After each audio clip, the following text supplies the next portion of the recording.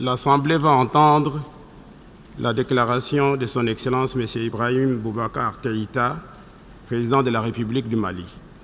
J'ai le grand plaisir de souhaiter la bienvenue à Son Excellence M. le Président de la République du Mali. Je l'invite à présent prendre la parole devant l'Assemblée.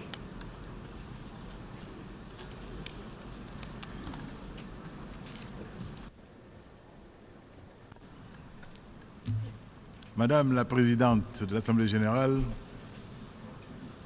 Mesdames et Messieurs les chefs d'État et de gouvernement, Monsieur le Secrétaire général des Nations Unies,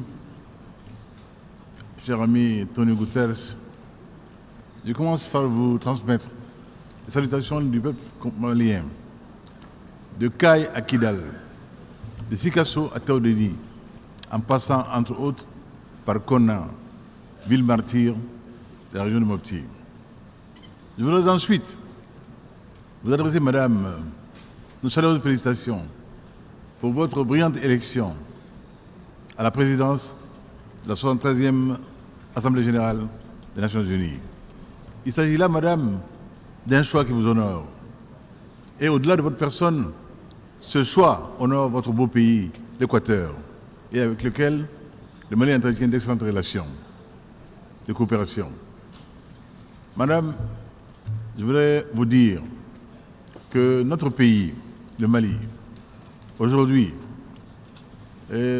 par le concours des Nations Unies et de la communauté internationale, est arrivé à un point important de son destin, après l'élection présidentielle que nous venons de réussir. Mais Madame, permettez qu'également, selon la tradition, je félicite votre prédécesseur, Son Excellence Miroslav Lajčák, la Slovaquie, pour le résultat remarquable atteint lors de la 72e session. Permettez-moi également, Madame, d'adresser ma profonde gratitude au secrétaire général de l'Organisation commune, Antonio Guterres, pour son leadership et pour ses nombreuses initiatives visant à renforcer davantage l'efficacité et la crédibilité des Nations Unies. Avant de poursuivre, chacun comprendra que je rende ici un vivant hommage à la mémoire de feu Kofi Annan, secrétaire général des Nations Unies, arraché à notre affection le 18 août dernier. Je garde de lui le souvenir d'un grand diplomate africain qui a œuvré toute sa vie durant pour la promotion de la paix, de la sécurité internationale et du développement dans le monde. Madame la Présidente, le Mali se réjouit de votre décision de placer la présente session sous le thème « Faire de l'ONU une organisation pour tous, une force mondiale fondée sur des responsabilités partagées au service des sociétés pacifiques, équitables et durables ». Assurément, ce thème revêt une importance particulière pour tous les États membres de notre organisation dont les buts et principes demeurent pertinents, y compris dans le domaine de la prévention de la gestion des multiples crises auxquelles nous, peuple des Nations Unies, sommes confrontés. Pour sa part, le Mali salue la contribution immense et multiforme de l'Organisation des Nations Unies à son processus de stabilisation en cours. C'est le lieu de rendre ici hommage aux femmes et aux hommes de l'aménagement pour leur engagement et leur sacrifice dans un contexte sécuritaire que nous savons complexe et difficile. Madame la Présidente, nous avons, en tant que dirigeants, la responsabilité collective de faire plus et mieux afin de rendre notre organisation encore plus pertinente et plus efficace pour tous. Pour ce faire, l'ONU a besoin de réformes, gage de sociétés internationales pacifiques, inclusives, équitables et durables.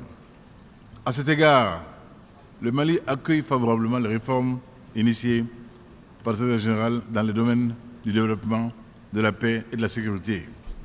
Cependant, il nous faut conforter ces initiatives en acceptant de réformer également certains organes principaux, notamment le Conseil de sécurité et l'Assemblée générale, y compris dans leur composition et leur méthode de travail.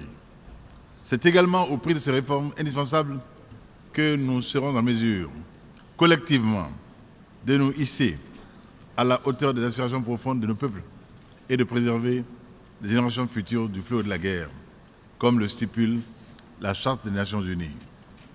Madame la Présidente, l'année 2018 consacre la poursuite et le renforcement de la marche démocratique et républicaine du Mali et de son peuple vers la paix, la stabilité et le développement au grand bénéfice de l'ensemble des populations de la région du Sahel, voire au-delà.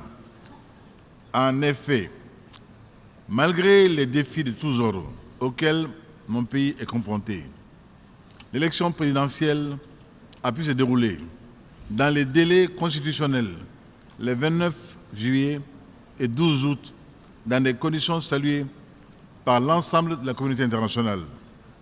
Le caractère inclusif de l'organisation de ce scrutin, attesté par la participation de tous les acteurs politiques et de la société civile, a permis aux citoyens d'exprimer librement leur choix et de prouver la maturité politique, démocratique et républicaine du peuple malien.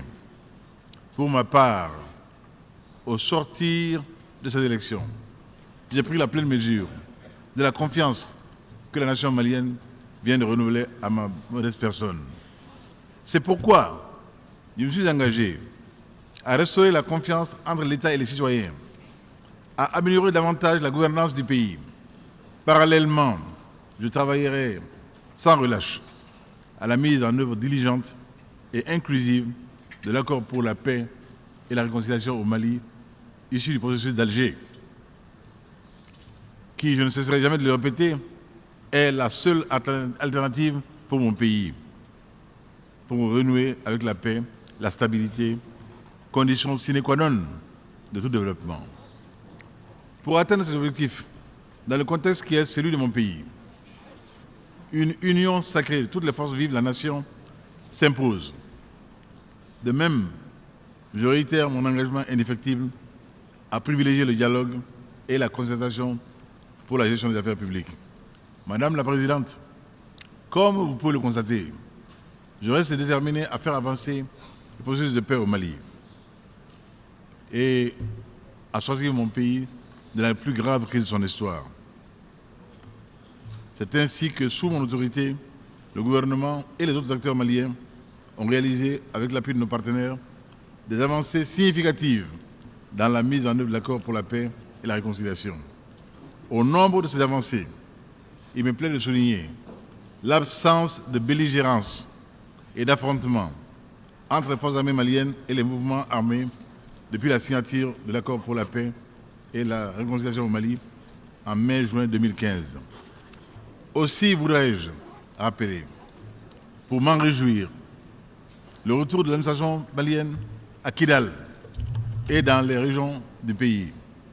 La présence de l'État dans ces régions durement affectées par la crise a notamment rendu possible l'ouverture des classes au bénéfice des enfants. Elle a également contribué à la fourniture progressive des services sociaux de base nécessaires aux populations pour le bénéfice des dividendes de la paix. En outre, je note avec satisfaction la création et l'opérationnalisation en cours des régions de Ménaka et de Taounidi, l'installation des autorités intérimaires dans les 5 régions du Nord, le lancement des opérations de mécanismes opérationnels de coordination MOC à Kidal, Tombouctou et Gao, la poursuite du processus de DDR, désarmement, démobilisation et réinsertion, et de la réforme du secteur de la sécurité. Je sais que ces acquis sont fragiles. Je sais aussi qu'il faut faire plus et mieux. C'est tout le sens de la feuille de route du 22 mars 2018. J'ai instruit le gouvernement d'honorer les engagements qui lui incombent au titre de ces mécanismes. Cependant, je dois dire avec force que la volonté politique seule ne suffit pas pour réaliser tous les engagements prévus dans l'accord. Il faut aussi des moyens techniques et financiers adéquats. C'est le lieu de réitérer mon appel en faveur de la mobilisation effective et rapide des ressources promises par nos partenaires en vue de nous aider à réaliser, dans les délais convenus, tous les engagements contenus dans cette feuille de route. Je puis vous assurer, au demeurant, que le peuple du Mali apprécie hautement la solidarité agissante de la communauté internationale à travers la présence et l'appui de la MINUSMA, des forces européennes, de la force française Barkhane, du G5 Sahel, de l'Union africaine, de la CEDEAO et des pays voisins. Madame la Présidente, en plus des effets dévastateurs des changements climatiques sur les conditions de vie de nos populations, le Sahel reste confronté depuis plusieurs années au terrorisme, à la criminalité transnationale organisée et au trafic en tout genre, notamment celui de la drogue, des armes, des marchandises illicites, de migrants, de blanchiment d'argent. Madame, une guerre d'antéchrist, d'avant le prophète, une guerre menée au nom de l'obscur, où la mort n'est pas un accident, une fatalité de la bataille, voire un sacrifice suprême, mais bien le but ultime. Voilà ce à quoi nous avons affaire dans le Sahel. Et vous comprenez donc l'acuité de la lutte contre le terrorisme à laquelle nous sommes absolument obligés. Pour lutter contre ces menaces, madame, nous avons mis en place en novembre 2014 à Nouakchott ce que nous appelons le G5 Sahel, qui comprend la Mauritanie, le Niger, le Burkina Faso, le Mali et le Tchad, afin de mutualiser nos efforts pour faire face dans notre espace aux questions de sécurité et de développement. Car nous avons bien compris le lien qu'il y a entre la fragilité de nos États, la précarité de nos populations quelquefois, et le parti que certains peuvent en tirer pour les subvertir.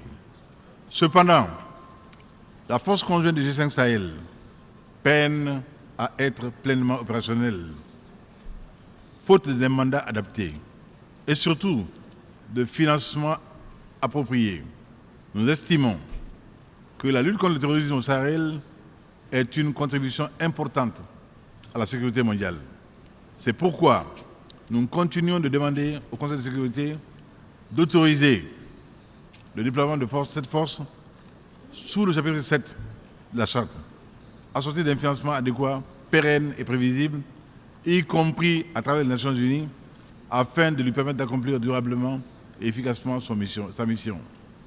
Dans le même esprit, nous invitons nos partenaires bilatéraux et multilatéraux qui ont fait des annonces de contributions financières en février 2018, lors de la conférence de Bruxelles, à honorer leurs engagements en faveur de la force conjointe du G5 Sahel. Parallèlement à la réponse sécuritaire, le G5 Sahel s'attelle à la mise en œuvre de son programme d'investissement prioritaire, PIP, en vue de relever les défis du développement qui sont parmi les causes profondes de l'instabilité dans notre espace commun. Madame la Présidente, au plan national, je fais de la lutte contre la pauvreté une des priorités de mon second quinquennat. Lors de ma prestation de serment, le 4 septembre, je me suis engagé devant la nation malienne à user de toutes mes forces pour optimiser notre système de solidarité nationale en vue de l'émergence d'un Mali qui ne laisse personne de côté. Je vais lancer un nouveau modèle social fondé sur l'égalité, la justice sociale et la création des conditions de réussite pour tous. La promotion de la jeunesse malienne sera au cœur de mon action pour les 5 prochaines années. J'ai fait de la jeunesse la grande cause de mon second mandat. J'engagerai un pacte national pour la jeunesse à travers des investissements considérables dans la refondation de notre système éducatif et de formation, ainsi que de promotion de l'emploi. Dans le même registre, je vais poursuivre et intensifier la réalisation de vastes projets d'infrastructures routières, d'agriculture, d'eau, d'énergie et de logements sociaux. Je reste persuadé que l'exécution de ces actions prioritaires va accélérer la mise en œuvre au plan national des objectifs du développement durable, les ODD. À cet égard, le Mali se félicite d'avoir présenté en juillet, ici même à New York, son rapport national volontaire pour la mise en œuvre des ODD. Madame la Présidente, pays à la fois d'origine, de transit et d'accueil de migrants, le Mali salue la conclusion des négociations sur le pacte mondial pour les migrations sûres, ordonnées et régulières, et j'ajouterai humaines. Cette décision collective donne l'espoir aux 250 millions de migrants à travers le monde et au-delà, à toute l'humanité. En ce moment où la question migratoire est devenue un enjeu majeur pour tous les États, naturellement, le Mali prendra une part active à la conférence internationale de Marrakech en décembre 2018, dont l'objectif est l'adoption formelle du pacte mondial pour les migrations sûres, ordonnées et régulières, qui nous offre désormais un cadre de gestion globale de la gouvernance des migrations au niveau mondial. Parallèlement, le Mali continuera à assumer sa part de responsabilité dans la gestion des flux migratoires, conformément à sa politique nationale de migration. Madame la Présidente, en dépit de sa situation intérieure, le peuple et le gouvernement du Mali demeurent attentifs à la situation en Afrique et dans le reste du monde. En Afrique, nous nous réjouissons de la normalisation de la région diplomatique. Nous nous réjouissons de la normalisation des relations diplomatiques entre l'Érythrée et l'Éthiopie, ainsi que de la conclusion d'un accord de paix entre nos frères au Sud-Soudan. Par la même occasion, nous exprimons notre haute appréciation de la bonne tenue des élections législatives en Mauritanie, République sœur, tout en félicitant le peuple de ce pays frère et ami pour sa maturité politique et son engagement démocratique. Cependant, nous sommes profondément préoccupés par la situation en Libye, qui continue, hélas, d'impacter négativement la sécurité et la stabilité de la région du Sahel. Face à cette situation qui n'a que trop duré, nous lançons un vivant appel à la communauté internationale aux fins d'amener les parties libyennes à privilégier le dialogue et la recherche de solutions durables à leur crise. De même, le Mali suit attentivement, avec préoccupation, la situation au Proche-Orient, notamment dans les territoires occupés. Le peuple malien réaffirme son soutien au peuple palestinien frère dans sa lutte légitime pour l'autodétermination. Le gouvernement du Mali appelle à la reprise des négociations israélo-palestiniennes en vue de la solution à deux États, Israël et Palestine, vivant côte à côte en paix et à l'intérieur des frontières sûres et internationalement reconnues. Au plan humanitaire, le Mali s'inquiète de la situation précaire de 65 millions de réfugiés et déplacés internes dans le monde du fait des conflits armés, des catastrophes naturelles et des changements climatiques. J'ai en ce moment une pensée toute particulière pour mes compatriotes réfugiés dans les pays voisins que je remercie pour leur hospitalité et leur générosité. Je voudrais les assurer, mes compatriotes, que le gouvernement ne ménagera aucun effort pour continuer à les assister et à créer les conditions leur permettant de rentrer dignement et en toute sécurité dans leur localité d'origine. Madame la Présidente, le Mali n'a jamais cessé de croire en la solidarité internationale et se réjouit de sa coopération avec l'Organisation des Nations Unies dont il bénéficie aujourd'hui du soutien multiforme. Le Mali, que j'ai le privilège de diriger aujourd'hui, réaffirme son engagement à prendre toute sa part dans la construction d'un monde pacifique, équitable et prospère pour tous. Je termine en renouvelant la profonde gratitude du peuple et du gouvernement du Mali à l'endroit des Nations Unies, de nos partenaires bilatéraux et multilatéraux pour l'appui constant au processus de paix au Mali. Pour ma part, je réaffirme mon engagement total à ne ménager aucun effort pour assurer une mise en œuvre diligente et intégrale de l'accord pour la paix et la réconciliation au Mali, issu du processus d'Alger. Je vous remercie.